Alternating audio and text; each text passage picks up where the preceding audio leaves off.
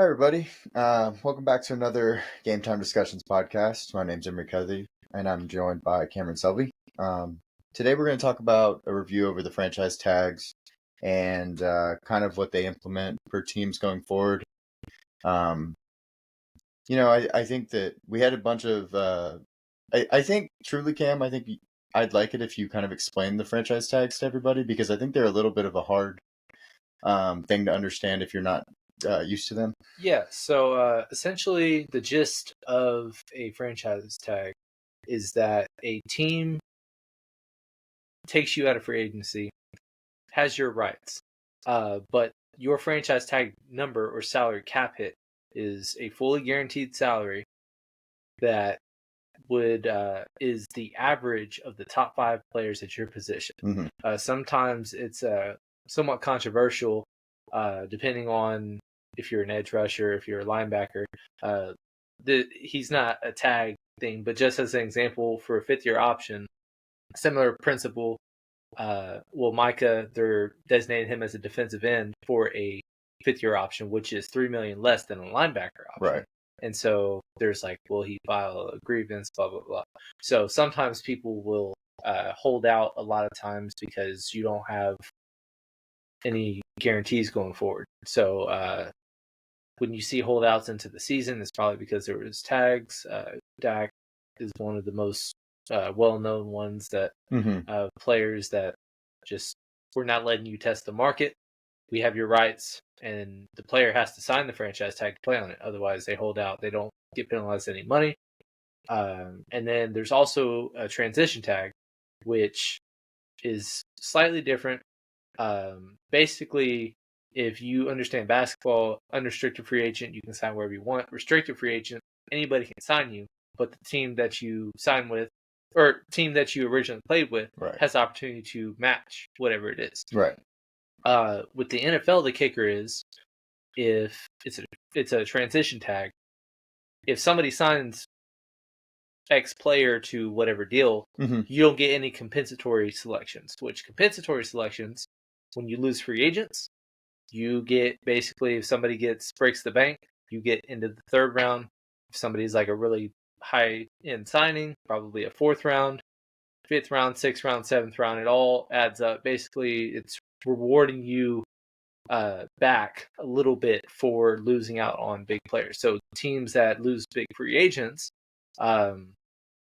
that's kind of how they turn around. And sometimes there's ways that they can get compensatory for minority coaches being signed, and but that's another video for another day. But yeah, franchise tag, again, we have 8 players that were signed to a franchise tag. 1 was transition tagged. We'll get into those in a second, but essentially they are not testing the market in free agency.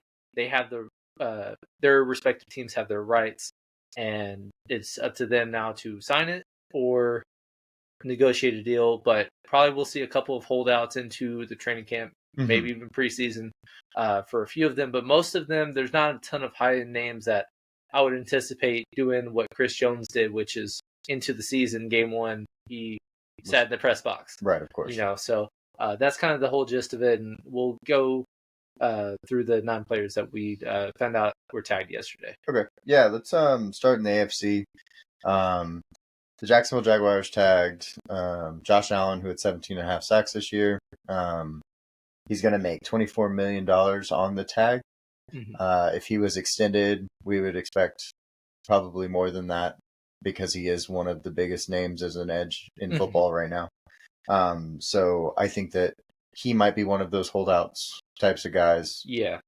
He would probably, if you had to ask like who's most likely to hold out, it's probably him. Right. Just because he has had some solid production, but not spectacular. This year he was spectacular. That's typically what the franchise tag is designed for. So I would expect him, because could get a top 5 salary at his position in the long term. Because of the logistics of all that, he's probably one that I would be a candidate to hold out, but I would not expect him to part ways anytime soon with Jacksonville. Well, I think also you talked about the Dak holdout. Dak is now the 2nd highest paid quarterback in the league. Yes. So, or at least that was his salary hit this year. That's typically how contracts work is they're backloaded. So he's at the final year of his deal, and usually that's when people are cut or traded or take pay cuts or extend to minimize that cap. So with being a franchise tag, all of that $24 million is a cap hit. Right. But I misspoke a little bit earlier. If you are hypothetically traded on the tag, you have no cap hit against your team because there's no fully guaranteed in the franchise tag. So that's a little bit of why a lot of players don't like the tag, is because there's no guarantee. You don't get extra compensation for moving on, and there's no long-term security if you were to be injured on the tag. And a lot of guys that we've seen in the past, it hasn't worked out in their favor. And that's why what you're saying is it's not going to hit the cap, is there's no dead money on there on a tag. I think that, with a guy like Josh Allen, he played so well in the last year of his contract, and a lot of players actually play better in their last year of their contract because typically a incentive. It's the incentive to get a big contract after that year. But yeah, so the one person that got transitional tagged was Kyle Duggar for the Patriots. There was a couple guys that I think the Patriots could have gone with, but kind of want to see your take on if you think this is for a long-term deal or if you think he's going to be just kind of franchise tagged and then next year he will not be with the team. No, so I think the safety market is pretty suppressed this year. So the transition tag also, in addition to what I mentioned earlier, the franchise tag top 5 average salaries, that's your mark for your position. Transition tag is actually top 10% or top 10 of your players, position. Yeah. So it's still pretty high, but it's usually not as high, obviously, as the franchise tag. I think they selected Kyle Duggar just because he was the more unknown. Michael Onwenu, their interior lineman, very solid lineman, kind of like Shaq Mason, who just was always steady, very great starter, never got hurt, but he just not a all-pro Pro Bowler, and you just don't know if you need to invest the high-end salary for those kinds of guys. Kyle Duggar's the same way. He had a breakout year, but it wasn't spectacular. I wouldn't consider him a top 5 safety for sure. Probably maybe not even top 10, but it's just the potential of what he is, because he was a late round pick that they did hit on, and he's been very productive.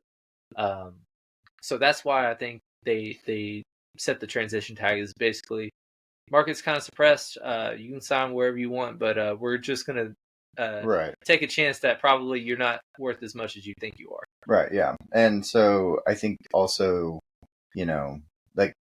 you're going to pit on this list, you're going to see a lot of guys in their individual positions that are certain positions are going to get paid more than others. And so the next position, has actually come up a lot in recent years. Interior defensive line wasn't before a position that you expected to get over $20 million on a franchise tag. But Justin Matabuke from the Ravens is looking at $22.1 million for his average for his salary on the tag. I see it hard. I mean, the Ravens are kind of underwater when it comes to the salary cap. I want to see your take on if you think he might be moved or if he's a guy that... Yeah, I mean, he was kind of borderline on if he could be moved or not. He's just kind of an unknown because, again, out of nowhere this year, just became a top 5 player at his position.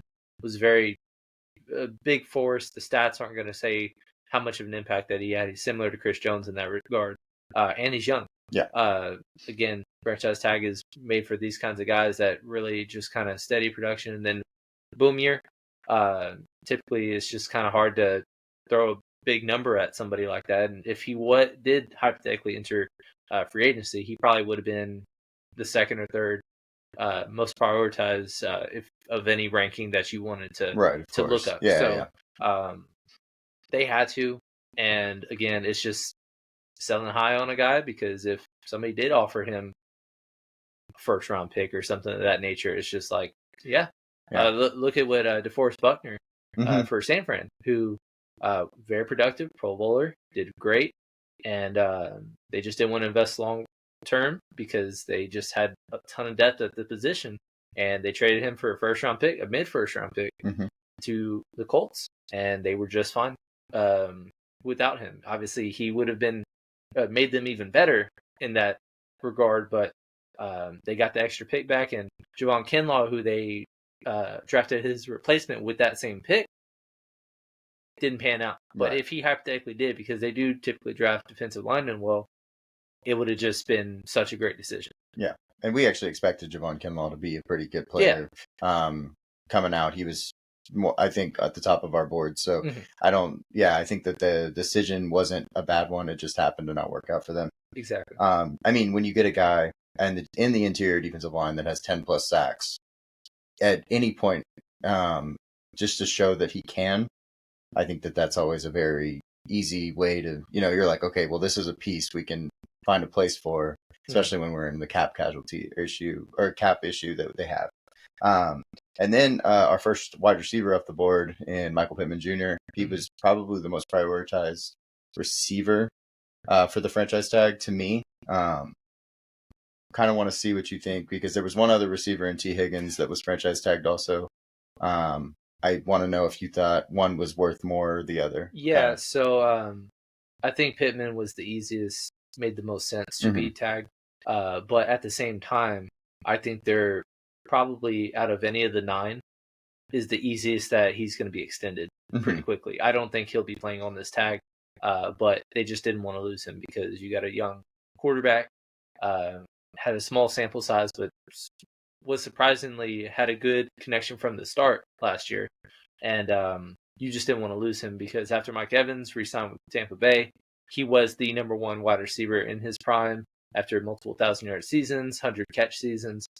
He hasn't been huge after the catch, but he's been a really solid possession receiver in his role, and that's needed. I mean, you don't need to have the yak and run after the catch. Look at Michael Thomas and the impact that he had, at least at the start before all his injuries. Right, of course. You can be productive with averaging 10, 11 yards a catch as long as you stay that way. Right. So I think it's an easy click. They have tons of cap space. I would expect the deal to get done fairly soon, probably in the annual range around the number that he has, because the wide receiver market is just completely exploded. Yeah, now. absolutely. So in the 22 to 24 million range is probably what he's looking at. I just thought it was the easiest one. I had no reason to believe that he was going to be lost. And that's the thing about the tag, is not every team uses it. Only 9 teams use it. It's just, it prolongs the ability for negotiation. Right, of course. Because you have to designate yesterday, and free agency starts in 10 days.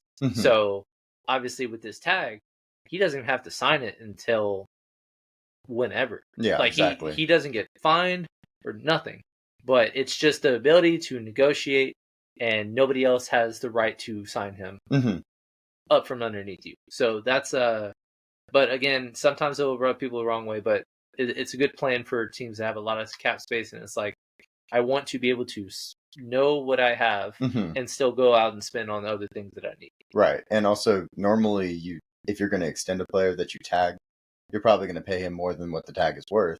So you're not really worried about the fact that that weird thing, like if I tag somebody and I'm like, oh, well, I really don't want to pay him $20.8 million this year, I would want to pay him like 18, you're kind of stuck. So you have to make sure that you're paying somebody above that. And also, of the 9 that did get tagged, Michael Pittman's probably the leader of all of them in terms of, he was productive from the start.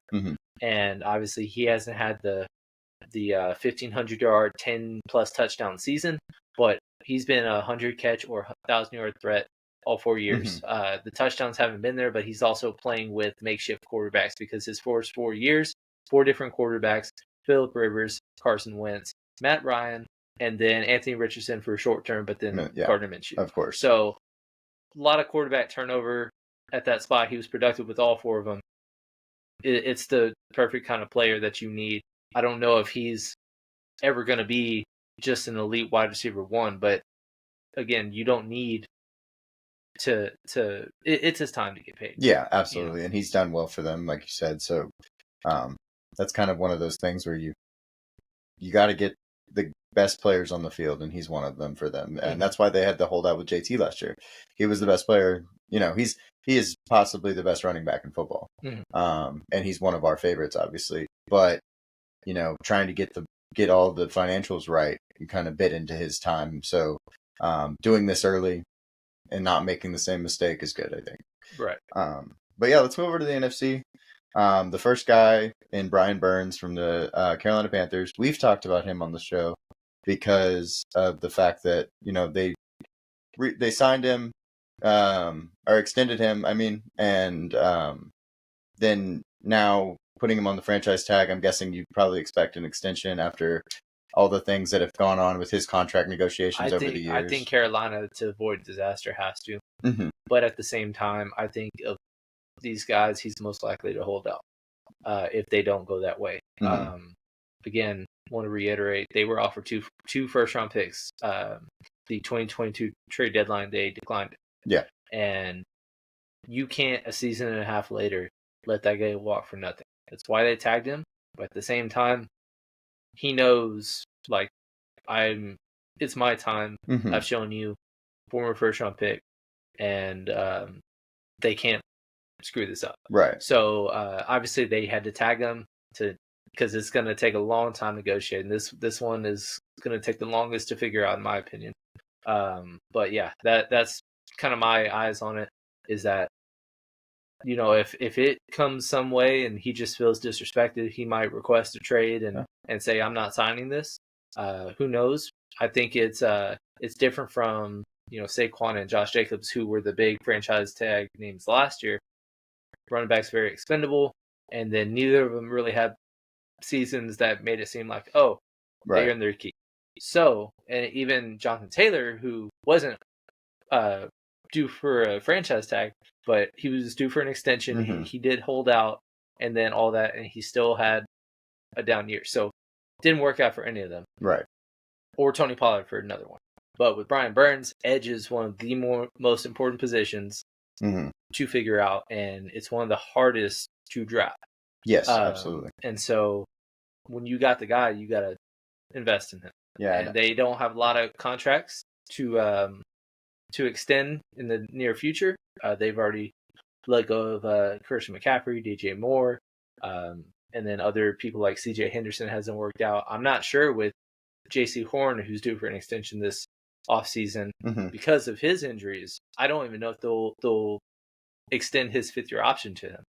That's how kind of an uncertainty that is. So with that being said, there's really nothing to think that, oh, this is going to just hurt us in the long run. Sign him. Yeah. Don't pay think about it. But at the same time, because they just have so many holes, maybe they just feel like we need to sell high, or like we need to get the right number because we need to build pieces around for our young quarterback. Yeah, it's a little bit of an unknown in that regard, but you know, they had to franchise tag him, and if there was somebody, you asked me, who's the holdout risk, it's him.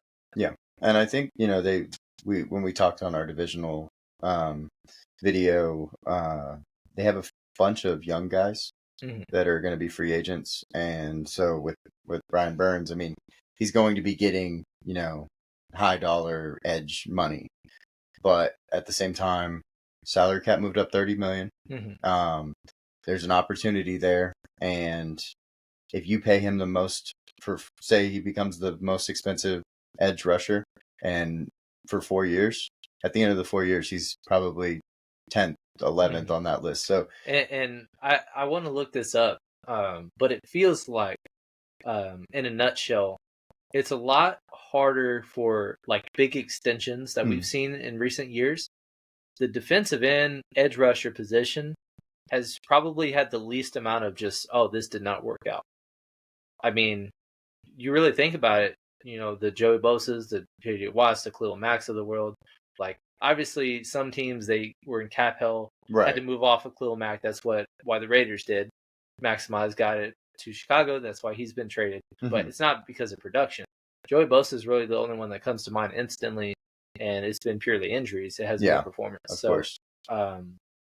I think there's a lot of other positions that there's more risk of being the top paid at your position. There's way more at quarterback that we've seen in recent years than there is at defensive end. So that's why it's not that hard of a decision for me personally. But just knowing that the way that team is currently, I can just see some funny business going on. Well, I also wonder, like, edges they've moved from team to team if they haven't stayed.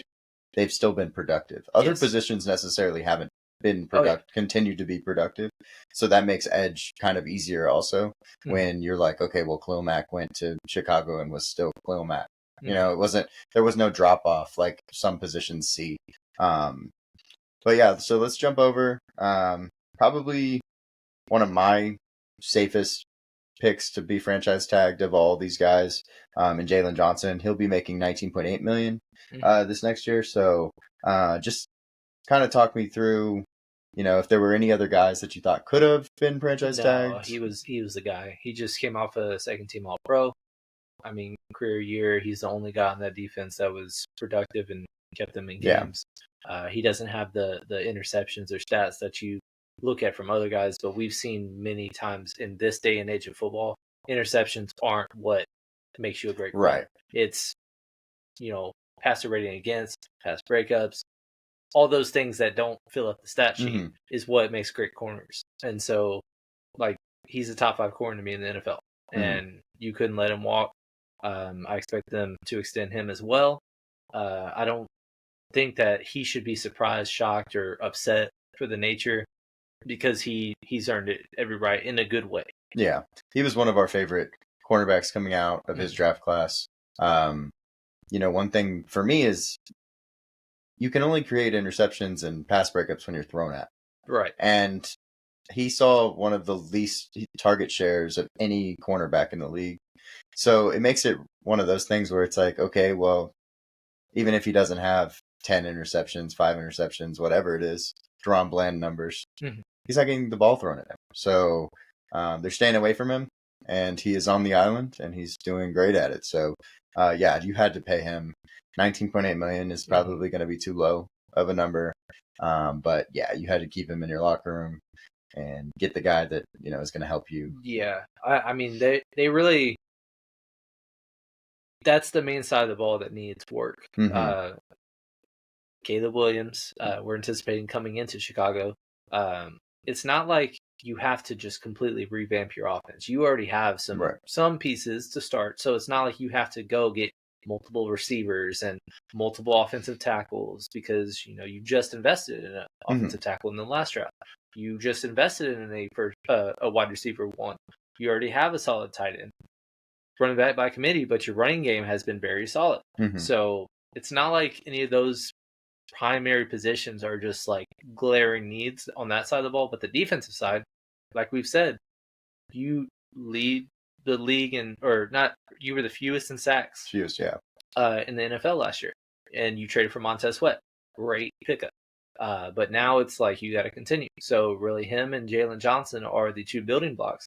Great starts, but really, you just kind of got to fill out in the important spots and not overspend on linebackers that you did in previous years, which they're both still on the team, but I don't anticipate either of them filling out the full entirety of their contract just because of how much they overspend on those 2 guys. Well, so, you know, we expect them to have, they have 9 in the draft, and then we expect them to either get a 2nd round pick or a 3rd round pick with the Justin Fields trade. If Caleb Williams is going there, Justin Fields will not be there. Yes. Someone will trade. It's either going to be a 2nd or a 3rd to help add to that. They have good salary cap range. This pickup didn't hurt them in that regard. Yeah. So, yeah, I think that, you know, just build up the defense, find a suitable wide receiver 2 to, you know, just be good enough to be opposite DJ Moore. And, yeah, they're going to win a lot of games. A lot more than they did last year. Right. So, but, yeah, so let's jump over to the last player in the NFC, in Antoine Winfield Jr. from the Tampa Bay Bucks. He's going to make $17.1 million. And I just want to compare this. He's getting franchise tagged. I want to compare him to Kyle Duggar, who's making $13.8 million. So that's the difference between top 10 versus top 5 in this situation. He's going to make $3.5 million more this year on the franchise tag versus what Kyle Duggar will make. So he's been one of the best safeties in football, and he's well deserving of this tag. Kind of want to see if you think the extension is coming. Yeah, I anticipate it. They did lose, or we've talked about this before in the NFC South Outlook episode that you should go watch. they had the biggest class of free agents or potential departures of any team by far. They've already made the first move that we've seen, which was re-signing Mike Evans. I actually did not expect that to happen. But also, the good news is that I think that makes more likely of a chance that Baker Mayfield returns as well. But you look at Levante David had to make a decision on him because he's a free agent. Devin White, who's a former top 5 pick, but he has not had the consistency that Antoine Winfield has. And because even though Antoine Winfield was picked a year after him, he was a 2nd round pick, not a 5th-year option. You had one less year to, I guess, deal with him before you had to figure it out. So, like you said, was the highest graded safety in football, leader in forced fumbles, takeaways, just everything you want in a safety is what he is. And, you couldn't lose all your defensive pieces. So, they've lost a lot of edges. Shaq Barrett is somebody that they released that wasn't a free agent previously, but another loss. And who knows with their corners like Carlton Davis that just really have been inconsistent and might have to make a decision on moving on from him as well. It's just a lot of turnover from the defense that just 2.5 seasons ago was a Super Bowl champion defense. Of course. So they need to figure out, revamp it a little bit, and that's the start was staying with right now the best safety in the football. Right, their young core. That's one of the questions with, like you said, Devin White. He's probably not going to be back. Shaq Barrett's gone, and the core that was on that Super Bowl team is starting to slowly go away. But they did pick up, they did draft guys. Joe Tryon, who wasn't necessarily our favorite edge at that point at 32 when they drafted him. But they tried to revamp because they knew that these things were going to come up. Exactly. And so, I think that the Bucs did the right thing here. I think they have to extend, like you said, 3-4 years because he's going to be a great safety for that long. Right. And we've seen safeties stay a long time in the NFL. Jesse Bates comes to mind. So, and also on the other hand of that, safety has also been one of the riskier positions too. Because when people do walk, Landon Collins comes to mind, how he's been one of the biggest contract busts. And Anthony Harris is another guy that I remember of just that. There was 2 years ago, it might be 3 years ago now, he was coming off a big year. There was like 7 or 8 of the top 12 or 13 safeties in football. All were free agents at the same time. And some got discounted, but some were overpaid for their services. And there's a lot of risks at that position because it's not, a huge priority need, but when you are the best at your position, you deserve it. Of course. But so this last week, Kansas City franchise tags L'Jarius Sneed, and they tell him, "Hey, go look for a trade. Wherever you want to go, we'll talk about trade partners, options." So I guess there's other ways to use the tag rather than just getting the best player, tagged. You're trying to get the most out of somebody leaving. And when they're guys that you could probably get better than an end of the 3rd round pick, which is what you probably would have gotten if he walked and signed somewhere, because he would have been $20+ million as a corner, like one of the only true number 1 corners that we have in free agency. They franchise tagged him, said get traded. There's a scarcity of good corners in the NFL right now, and I think he's getting dealt. There's no chance that he's coming back to Kansas City next year. They just have too many things to figure out, not enough cap space to do it. And again, you got Trent McDuffie in the wings, who's already, to me, their number 1 corner anyways. It's hard to pay 2. And I've actually seen some kind of rumblings going around already of just like Minnesota as an example of somebody that might be interested in his services. So, which they've needed corner because they just missed on so many 1st-round corners, within the last 5-6 drafts. So he's getting dealt. I feel pretty good about that. I don't know if he's going to warrant a 1st-round pick, probably a 2nd and another mid-round. Right. Yeah. Is what my guess would be. But yes, he's going to get dealt, extended elsewhere. But a lot of teams that need cornerbacks, fortunately, have a lot of cap space. Yeah. So we'll just kind of see what they can divvy up. But I feel pretty safe bet to be moved on from in the very near future. Right. And I think, when you think about a team that's going to try to trade for him, you're losing the assets in the draft, of course, but then you're also going to have to pay him immediately. Mm-hmm. So you kind of have to see what's best in that situation. Like you said, teams with a lot of cap space make a lot of sense for these types of trades. Mm-hmm. Another guy that might get traded is Bengals wide receiver T. Higgins. I was actually surprised that was what was going to happen, but I understand it because of cap issues and things like that, not being able to. They're going to have to extend them, Jamar Chase next year. So it's going to be north difficult. Of $30 million. Joe Burrow's contract's already kicked in. Mm-hmm. Just like corner, you can invest in two. A lot of times you can't really invest in two receivers. Yeah. It's better to just kind of recycle that wide receiver too if you already have a truly established number one. If you're in the Michael Pittman tier of receivers, it's fine to have multiple because you're probably not paying top of the market for X receiver. Mm-hmm. Like just as an example, Calvin Ridley and Christian Kirk, two guys that probably aren't good enough to be wide receiver ones, but good wide receiver twos. Different games can complement each other really well and it can work financially.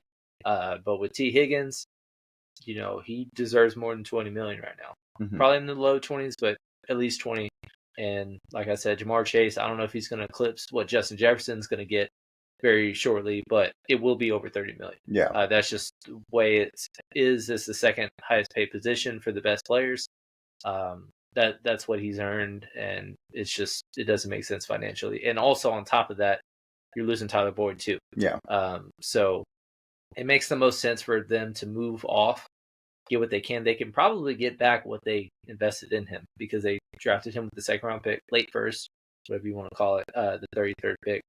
But, it's a deep wide receiver class. It's the right time to do it. You can have the similar production for 6x less on your books. Of course. But again, they have the money to make it work for just this year. So if they want to reassess the following season, I wouldn't be shocked if that was the route they went, but I would probably lean more likely that he's moved on from. I think in that case, they probably still take a wide receiver in the draft and just grab someone in this deep draft that can help them.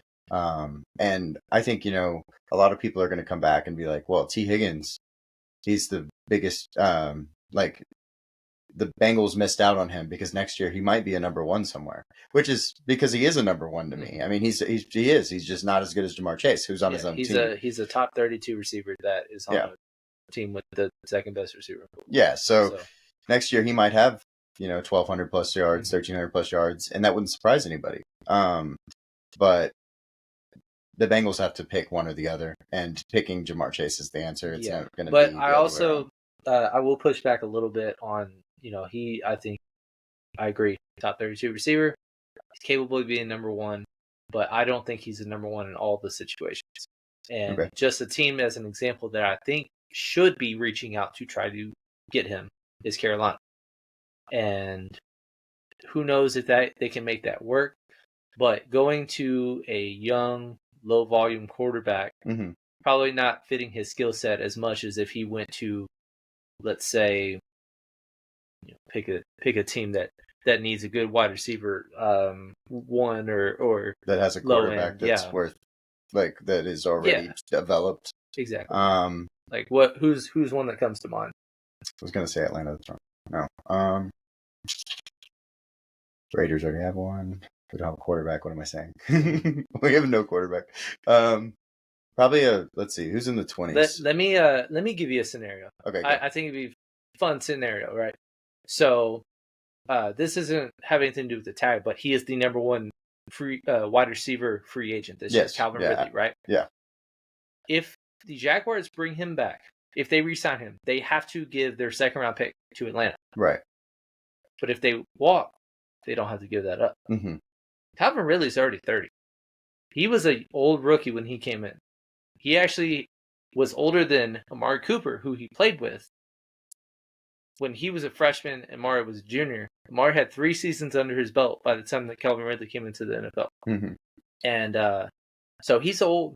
And on top of that, I know he hasn't struggled with injuries, but he just had 2 straight years of I'm out of football. Right. And very up and down with Jacksonville, serviceable, but he is going to get overpaid because Michael Pittman and Mike Evans are no longer available. Mm-hmm.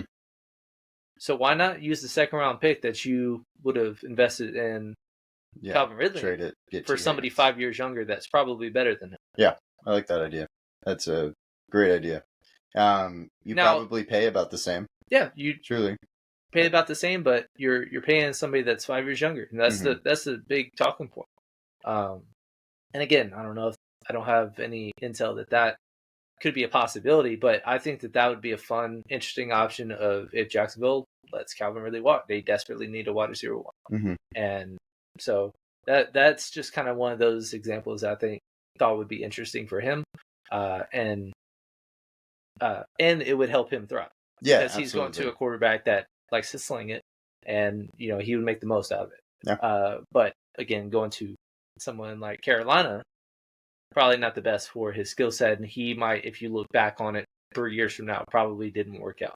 I look at like Allen Robinson as an example of somebody that's always been a very good player, but he's kind of always hit. It always seemed like he hit free agency at the right time. And then he went to a situation productive, but not, out of this world, lights out. So, that's kind of my first take on T. Higgins. I think that one's kind of going to be either if it lingers on, he's probably staying. Yeah. But that's one of those like 9:30 at night. Boop boop.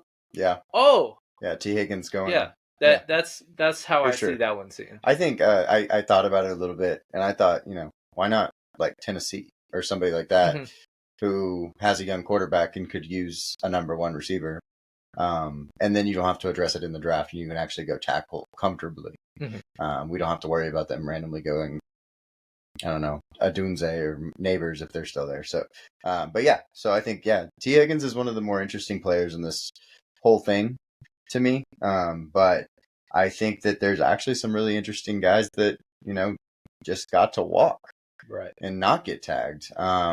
The number one defensive lineman in this class is just, you don't see them that often in just you don't free really agency. See them hit. So Christian Wilkins, Christian Wilkins should not be here, but Miami can't pay him. They're so far into cap hell, and they're going to have to figure it out, and they have to get rid of one of the best football players in all of football to figure it out. So I just want to see your take on Christian Wilkins, maybe take on how Miami has, like, what Miami did wrong during this whole thing. It wasn't necessarily that they did something wrong, is that they just kind of they were all in before the year that came to be all in. I think they were a year away for Tua to really truly hit his prime, because it was his first year off of the scary injuries. Also, in the full system for a full season for the first time with Mike McDaniel, Tyreek Hill as well, and Jalen Waddle. They had all the fireworks to do so. They did break out, but it was kind of a patched together defense that they paid a lot of people high, and then it just kind of didn't work out. And now, as the offense is probably going to be even better next year, your defense is going to really suffer.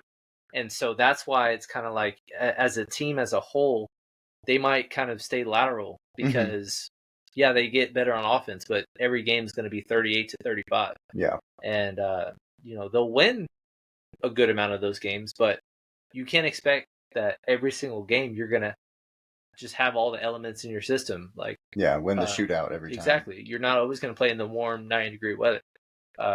So, I mean, I think they would have been potential AFC Championship contender this year if they had just won in cold Buffalo. But they let that game go, and then, like I said, they had to travel to Kansas City and one of the coldest games ever, on top of already being at a disadvantage because you're playing Kansas City on the road. So, it was just, it's one of those things that just didn't work out, and it was not great timing. But he is the number one out of all free agents for anybody to sign. and it'll be really interesting. I can't even picture an idea of where I'd like to see him go, but he makes every single team better. Absolutely. Whoever picks him up. Immediately better. So, yeah, I think you don't really find in defensive linemen like him. Guys that are good locker room guys that can make the plays, do it day in, day out.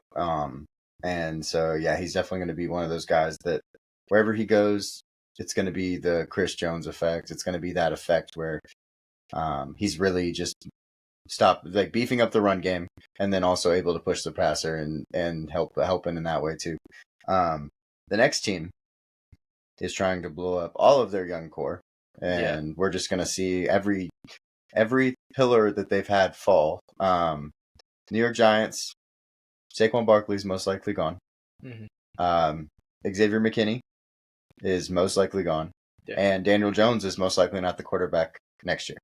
So we've got all kinds of things to talk about. Yeah, I mean, the Giants are going to be a talking point in a lot of episodes that we have going forward in many topics because of just kind of the drastic changes that they're undergoing right now, and shocking changes as well.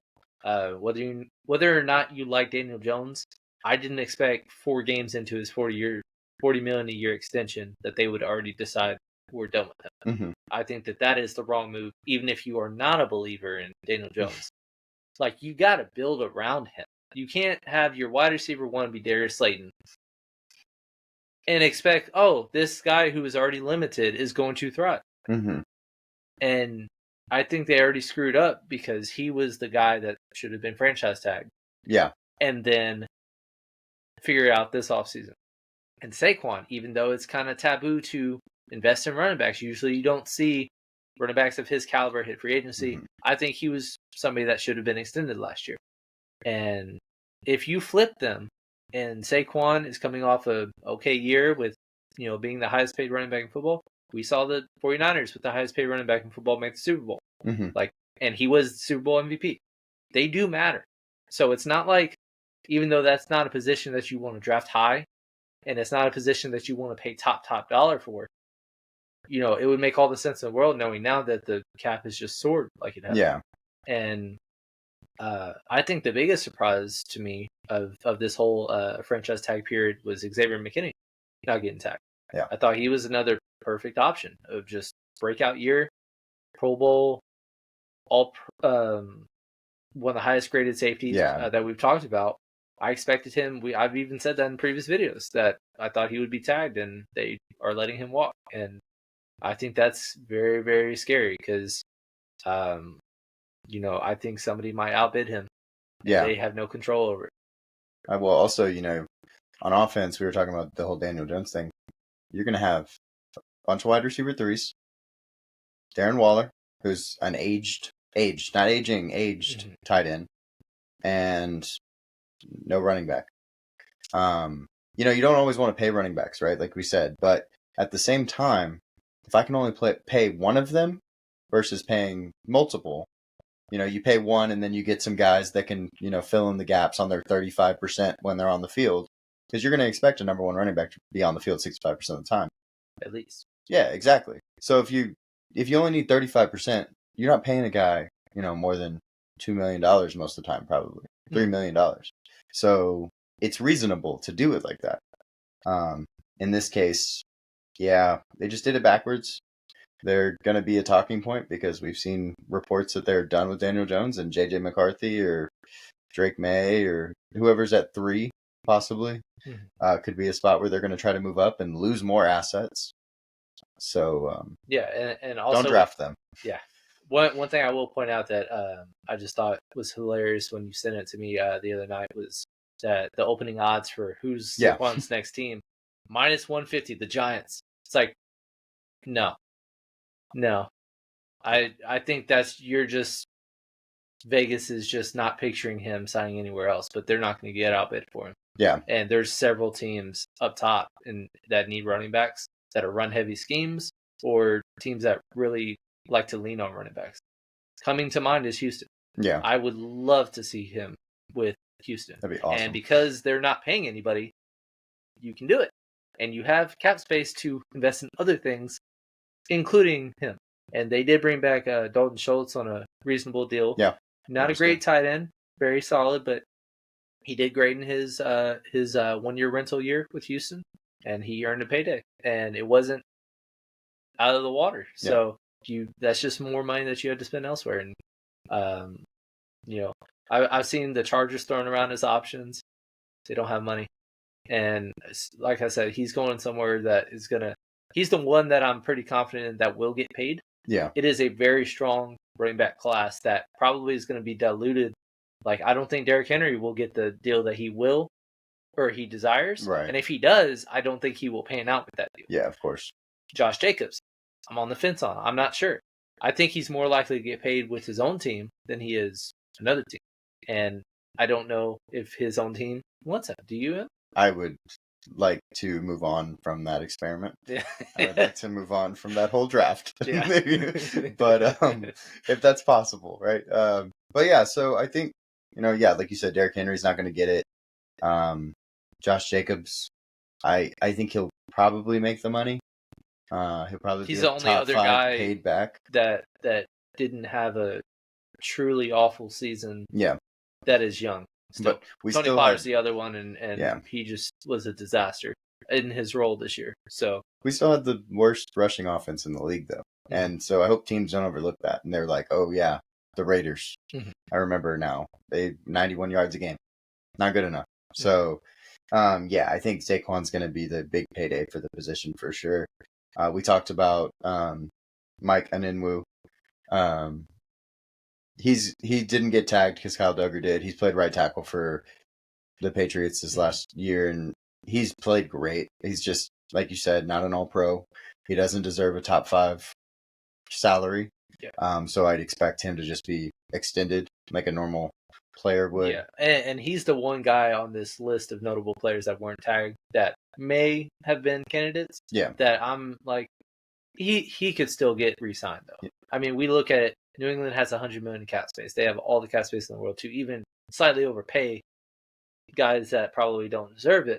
And I don't think you're gonna have to break the bank for him. Yeah. Because he hasn't had any All Pros or Pro Bowl seasons. You're not gonna have the incentive of paying him $18 million. If you do, it's gonna be crazy. But I don't think that this is like a Jawan Taylor situation where it's just like, man, he really didn't live up to it, and you still gave it to him anyway.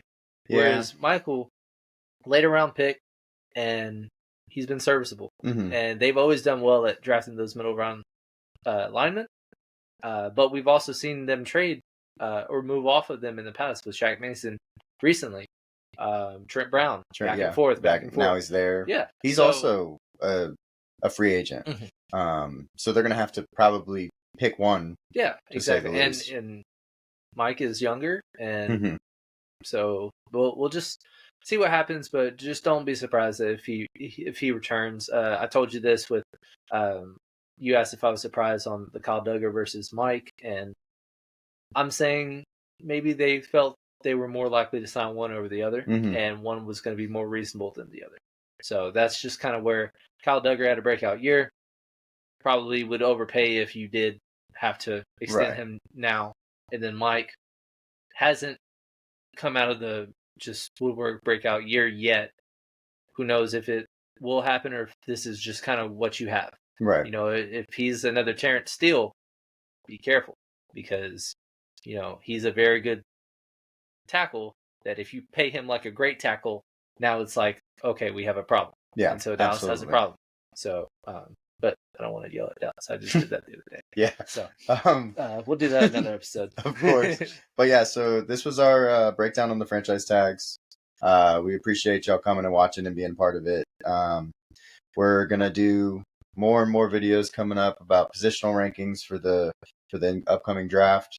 We're going to do some free agent rankings, sort of going through the free agents and talking about what to expect and who is actually going to get paid correctly and who's not. Yeah, because now we're in the time frame where stuff is happening like every day. And so that's why we wanted to knock out a bunch of videos today because, stuff is going to happen between now and the next time that we are able to film. Free agency officially starts 1 week from today. And obviously negotiations are going to be starting to happen over the weekend. So we're already seeing some guys get extended now. And so we might see a few trades come soon. We're going to definitely see some big news over the weekend start. It's going to be with the top guys of the free agency. And so that's why we want to break that down as soon as we can before it becomes old news. Yeah. And also, as things happen, we're going to have reviews of things week to week so that we keep y'all up to date and just kind of talk about what that actually means rather, with the money and with the positional values and things like that. Also what correlates to the draft. If a player gets picked up, why we're not going to pick him and pick the same position for that team in the draft, for our mock drafts.